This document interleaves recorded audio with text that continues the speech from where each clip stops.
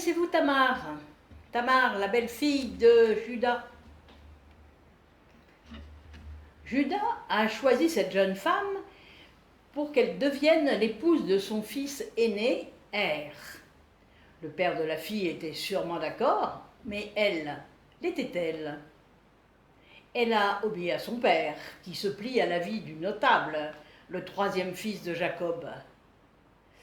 Quant au fils de Juda, Er, lui a-t-on demandé son avis? Il semble que non, puisqu'il a préféré mener une vie de dépravé au lieu de rester auprès de son épouse. Il meurt jeune, sans avoir d'enfant. À cette époque, quel est le statut de la femme? S'occuper de sa maison, s'activer à la culture du jardin, du champ, élever les animaux?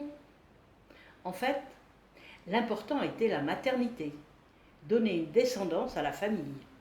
Famille avec un grand F, particulièrement si le mari est l'aîné. L'aîné décédé, la loi du lévirat devait s'appliquer. Le mot français vient du latin lévir, qui signifie beau-frère. Lorsqu'un homme mourait avant d'avoir eu des enfants, c'était un devoir pour son frère d'épouser la veuve afin d'assurer une descendance à son frère défunt. L'idée est que la mémoire d'un homme était portée par ses enfants. Au nom de cette loi, Onan, le deuxième fils de Juda, épouse Tamar. Mais Onan savait que l'enfant ne serait pas considéré comme le sien. C'est pourquoi, chaque fois qu'il avait des relations sexuelles avec sa belle-sœur, il laissait tomber sa semence à terre pour ne pas donner de descendance à son frère. Dieu le punit et Onan meurt à son tour. Juda a un troisième fils, mais il est encore jeune. Juda dit alors à sa belle-fille, « Puisque tu es veuve, va habiter chez ton père en attendant que mon fils Shelah soit devenu adulte. » Il se disait en effet, il ne faudrait pas que Shelah meure aussi comme ses frères. Tamar est condamnée à habiter chez son père parce que les veuves sans enfants sont répudiées et souvent cloîtrées à vie. On remarque ici que c'est le beau-père qui donne l'ordre à Tamar d'aller vivre chez son père. Plus tard, Tamar se rend compte que Shelah est devenue adulte, mais qu'elle n'a pas été donnée pour femme à cet homme-là. Le droit de Tamar est bafoué. Mais que peut-elle faire? Après un certain temps, la femme de Juda meurt. Il est donc veuf à son tour, et à la fin de son deuil, Juda se rend à Timna avec son ami Hira d'Abdoulam pour voir ceux qui tondaient ses moutons. Lorsque Tamar apprend que son beau-père va à Timna pour faire tondre ses moutons, il lui vient une idée. Puisque Juda ne lui a pas donné son fils, elle va se servir de lui pour être enceinte. Elle quitte ses habits de veuve, se couvre le visage d'un voile et va s'asseoir à l'entrée du sanctuaire d'Énaïm qui est sur le chemin de Timna. Ce qui peut nous paraître aberrant de nos jours, c'est que la prostitution à cette époque au Proche-Orient était une sorte de culte. Les paganiens étaient convaincus que les dieux de la fertilité accordaient des bénédictions à ceux qui pratiquaient le culte de la prostitution. Les sacrifices et les paiements pour l'utilisation d'une prostituée de culte rapportaient d'énormes sommes d'argent dans le coffre du dieu ou de la déesse adorée. Juda voit Tamar et la prend pour une prostituée, parce que son visage est voilé. Ne sachant pas que c'est sa belle-fille, il se dirige vers elle, au bord du chemin, et lui dit « Laisse-moi venir avec toi. »« Eh, que me donneras-tu pour cela » lui demande-t-elle. « Je t'enverrai un chevreau de mon troupeau. »« Ah ouais, mais donne-moi une garantie en attendant. »« Quelle garantie veux-tu » ?»« ton cachet personnel avec son cordon et le bâton que tu tiens. Il les lui donne et va avec elle. Plus tard, elle rentre chez elle, enlève son voile et reprend ses habits de veuve. Judas envoie son ami d'Abdoulam porter le chevreau promis et récupérer les objets donnés en garantie à cette femme. Son ami ne la trouve pas. Il demande aux gens d'Énaïm, « Où est cette prostituée qui était au bord du chemin, près d'ici ?» « Il n'y a jamais eu de prostituée, répond-il. » L'ami revient dire à Judas, « Je ne l'ai pas trouvée. » Et les gens de l'endroit m'ont même affirmé qu'il n'y a jamais eu de prostituée à cet endroit. Judas lui répond, « Bon, qu'elle garde ces objets. Ne nous rendons pas ridicules. En tout cas, j'ai envoyé le chevreau, et toi, tu n'as pas retrouvé cette femme. » Environ 3 mois plus tard, alors que Judas a oublié l'incident de la prostituée, quelqu'un vient lui dire « Ta belle-fille, Tamar, c'est une prostituée, et la voilà enceinte. » Inflexible dans son jugement, Judas déclare que l'offense est trop grave et que Tamar doit être mise à mort. « Qu'on l'amène dehors, ordonne-t-il, et qu'on la brûle vive. » Comme Tamar a toujours le gage que lui a laissé Judas, elle pourrait le dénoncer publiquement, mais elle adopte une attitude plus discrète.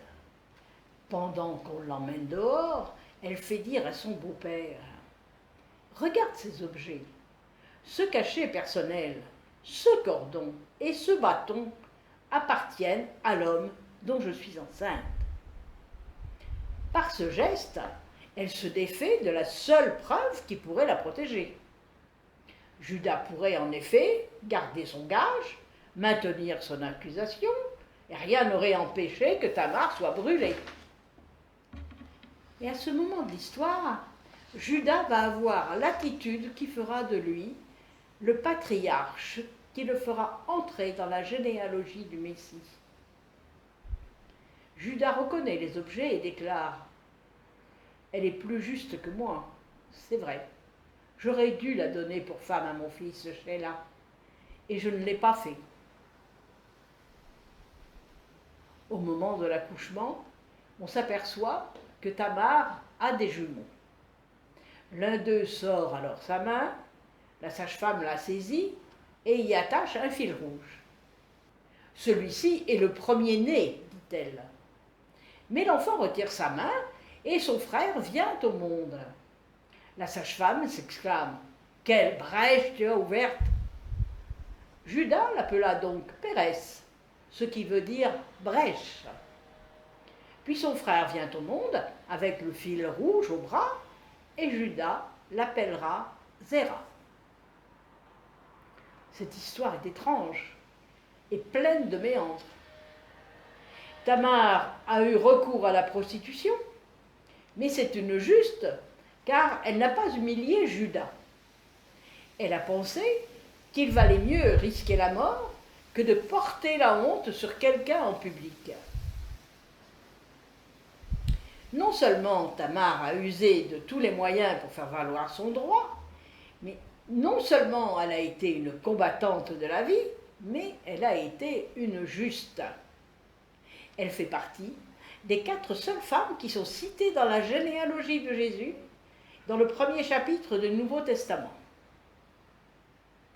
Tamar est une ancêtre de Jésus, et c'est peut-être en pensant à elle que ce dernier a accueilli la femme de mauvaise vie qui a versé du parfum sur ses pieds et qui les a essuyés avec ses cheveux. C'est peut-être en pensant à elle qu'il a déclaré « Amen, je vous le dis, les collecteurs des taxes et les prostituées vous devancent dans le royaume de Dieu. » Judas est un menteur quand il refuse d'honorer le droit de sa belle-fille. Il est en outre un consommateur de prostituées, mais c'est tout de même injuste, car il a reconnu son erreur et il a dit de Tamar « Elle est plus juste que moi. » En conclusion, je vais vous lire un commentaire du pasteur Antoine Nuis, qui est rédacteur en chef de la revue Réforme. Une légende raconte qu'avant la création, Dieu a commencé, comme un bon architecte, par dessiner les plans du monde qu'il s'apprêtait à créer. Il a entré les plans dans son ordinateur, il a lancé son logiciel, mais le monde qu'il voulait créer s'est effondré sur lui-même. Déçu, Dieu s'est remis au travail pour modifier ses plans. Mais chaque fois qu'il faisait une nouvelle proposition, le monde ne passait pas le test de la projection informatique. Il a alors introduit une donnée nouvelle dans son logiciel et le monde a tenu debout. Mais quelle donnée Dieu a-t-il ajoutée? La capacité pour l'humain de changer de comportement, de se remettre en question, de recommencer autrement. Lorsqu'on est critiqué, l'attitude la plus naturelle consiste à se défendre en contre-attaquant. Il est plus sage de se demander honnêtement s'il n'y a pas une part de vérité dans ce qui est dit. Est un juste qui fait tenir le monde debout, celui qui, tel Judas, est capable de dire « Je me suis trompé ». Les amis, c'est fini pour aujourd'hui. Je vous souhaite une bonne semaine et je vous dis à bientôt et au revoir.